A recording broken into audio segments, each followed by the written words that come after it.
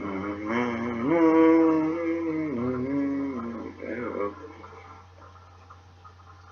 boy, hello, everyone. Old Man Skeletal here again with another story by the fireplace because, well, no one watches my new videos, so, I have no input to continue the Mugen tournament because no one has told me who to replace Flock of Falling Father figures with. And the next episode is going to be the finale because I only have a few more brackets to go through. But today, we're going to read a book that I got at my elementary school book fair called Poor Pluto, which was written and illustrated by third grade students of Tokay Colony Elementary School in Lodi, California. And here's a class on the back, if you actually care about that. Whenever I first read this, or whenever I first had this book back when I was younger, I looked upon these students as godlike. Legitimately, I thought these guys were legendary. And well, they still are, because they got the Kids Are Authors Award, as you can see right here. And well, I still think that this is pretty neat. Our class never did something so cool, so... But yeah, we're gonna read this book.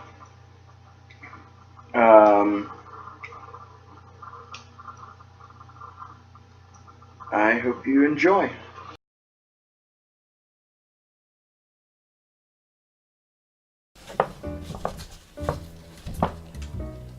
Poor Pluto. No, I don't think that all of you are children, mainly because all of my subscribers I know personally. Yeah.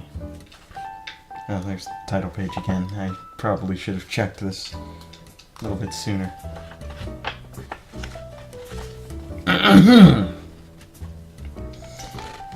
While we were working on our solar system dioramas, our teacher made a very shocking announcement.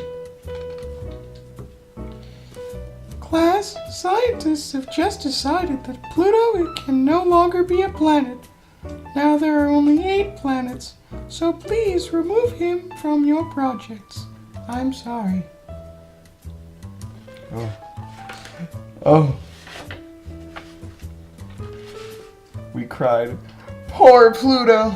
Oh, I'm getting emotional. This is a nostalgia trip for me. I have not read this book in like 20 years. I'm not even 20 years old.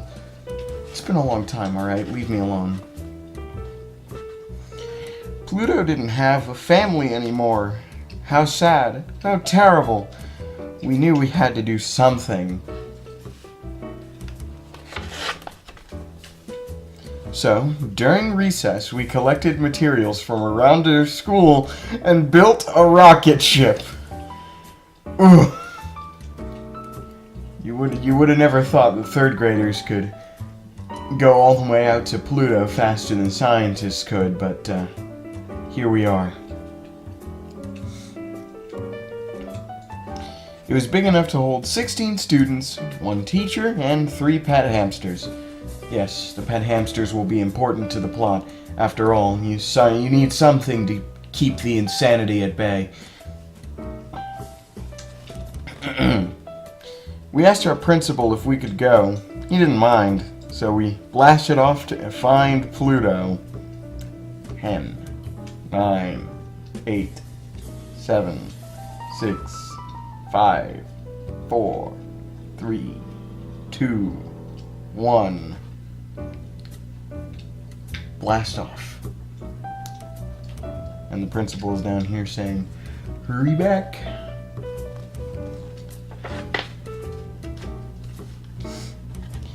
It was great being in outer space. You know, I just realized something. This principal is extremely lax. I mean, he's just letting 13 students, 16 students, 1 teacher, and 3 hamsters travel into space further than any being has ever been in our entire history. And now you understand why I thought these children were godlike. It was great being in outer space. Our mission was to find Pluto and bring him back with us so that he wouldn't feel lonely. We would be his new family. Yeah. After we passed all of the planets, we saw Pluto, which is this little guy right here. We got a huge rope, tied a lasso, tossed it around Pluto, and brought him into our rocket. Again, 1-year-old me was baffled by this. When we returned to our school, we had so much fun with Pluto. We rolled down the slide together and played tetherball.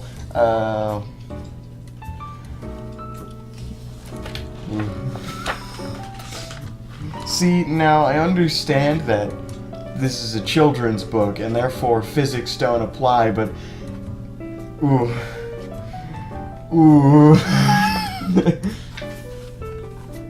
See, now I enjoy picking movies apart. Like, that shouldn't be physically possible. Like, for instance, whenever they tried teleporting Cybertron into the atmosphere of planet Earth, I was like, boy, that's a horrible idea. Gravity is a thing, and anything that has mass has gravity, so unless Cybertron as an entire planet has less mass than a tennis ball, we're in big trouble. Back to the story. But when we took our timed test, Pluto couldn't hold a pencil. Oh, that's a shame. And when Pluto tried to sit, the desk broke. Wow, jeez. You gotta get reinforced titanium desks. That should do it. The saddest part of the day was when Becky, the bus driver, shouted, "No planets on the bus!" That was... I don't know where I got that voice from, but there it is. So we all went home. Pluto stayed alone in our classroom overnight. As darkness came, he looked out to the window and way up into the sky. Now he's even more lonely than he was whenever he was denied his status as a planet. He could see his old friends way off in the distance. Carol Comet, Mike Meteor, Stanley Star, and Billy Black Hole. Oh my. If Pluto is actually friends with a black hole, I would be bamboozled. He missed them very much. He cried big planet tears. Wait a minute. If Pluto is a living being... Okay, I'll apply this towards the end. After we saw how sad Pluto was in our classroom, we knew he had to go back home. Even though he wasn't a real planet anymore, he still belonged to the solar system family. So we found all of the rubber bands from the teachers' desks, tied them together, and made a gigantic slingshot outside in our field. We tied the slingshots around 2 trees. Pluto said goodbye to us. We said goodbye to Pluto. Goodbye! I'm really struggling to find content these days.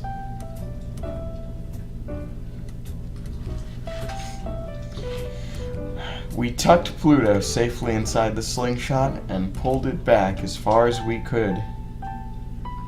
And then, blast off.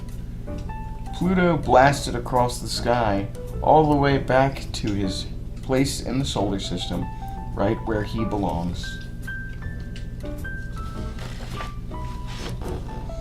We We will never forget the year we tried to save Pluto.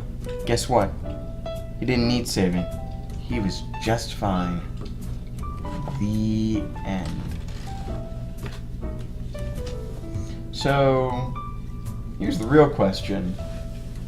If Pluto is a living being, is a planet, and Earth is also a planet, wouldn't Earth also be a living being and therefore not enjoy Pluto's presence in its bubble?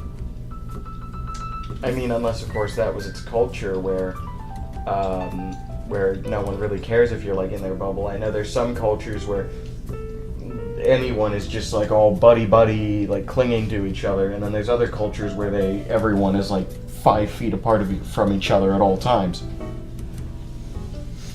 So, you know,